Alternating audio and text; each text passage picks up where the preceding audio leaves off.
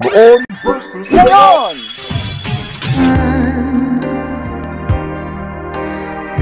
Paliwanag mo'y di ko kailangan. Ang pelikulang dinumog ng bayan noon.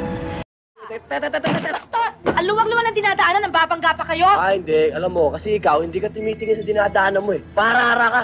Hoy, hindi mo lang ako nakita dahil gabing-gabi na naka-shades ka pa! Paano naman ako hindi mag-share? Sisila ko sa sikat ng buwan. Mga bastos kayo, no? Mga walang pinag-aralan. Bis na humingi kayo ng dispensa, kayo pang matapang. Masisilayang muli sa telebisyon ngayon. Sino ka ba, ha? Gusto mo akong patayin, no? May masama kang balak sa akin, no? Kriminal ka ba? Kriminal ka? May tinataguan ka, no? Alam mo, ikaw kung makapanghusga ka, ayos naman to eh. Tira mo.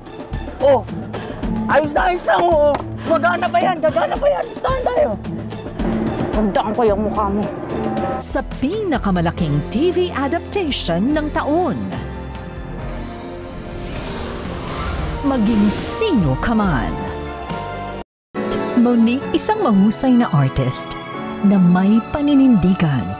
At si Carding, na sa likod ng astig at tigasing niyang pagkatao, ay isang mapagmahal na kapatid at isang taong may puso para sa mga nangangailangan.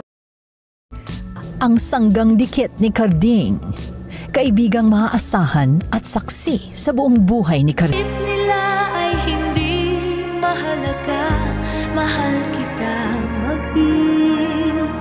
Sino ka mo? Isang dakilang landlady na susubok sa pasensya ng sino mang nangungupahan sa kanya. Ang maaasahan at mapagkakatiwalaang kaibigan na hindi kaiiwan sa kahit na anong sitwasyon at sa kahit na anong pagsubok. Mahal kita mag-inom. Sino ka mo? Ang Osmundo, ang kinikilalang ama ni Monique, nitsalat sa pananaw kung paano maging isang mabuting ama. Si Gilbert, naggagawin ng lahat upang matupad ang kanyang ambisyon.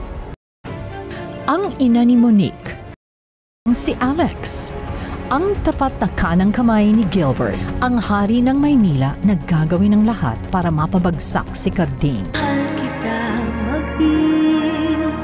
Sino ka mo? George, ang butihin at dakilang ama na bagamat na biktima ng kahirapan ay nanatiling may malaking puso na handang magmahal. Ay hindi mahalaga, mahal kita mag-inom.